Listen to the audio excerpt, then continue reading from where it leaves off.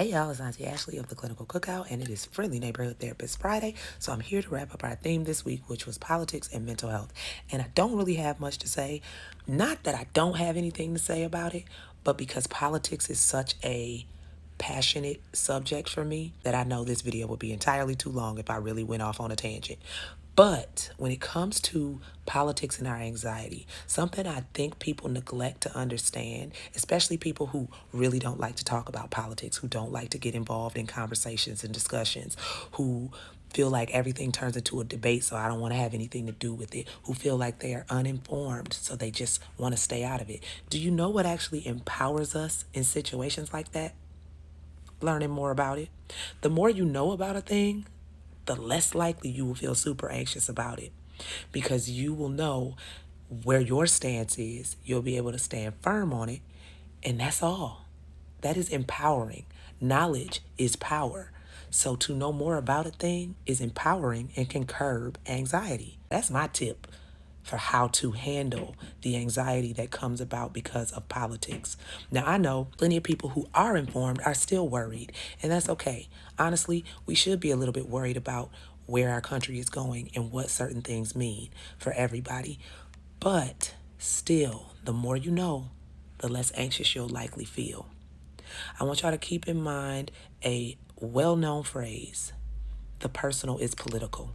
Context and history of that phrase: it was popularized by second wave feminism in the 1960s, but it has also been used in the civil rights movement, the student movement, and the Black Power movement. At the end of the day, especially for those of us who do sit at multiple intersections, whether that be you are a Black or BIPOC individual, you are disabled, you are LGBTQ, if you sit at multiple intersections, especially minority, marginalized, or disenfranchised intersections, it is very important to know what is happening in your society, in your country, and your world. That doesn't mean you have to talk about it a lot, but at least know.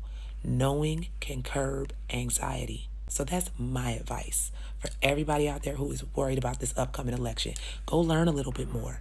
Go read up a little bit more. Go watch a little bit more. Try to find sources that are as unbiased as possible. Stay out of the comments on social media, because all that's going to do is irritate you and make you angry and cause you more anxiety.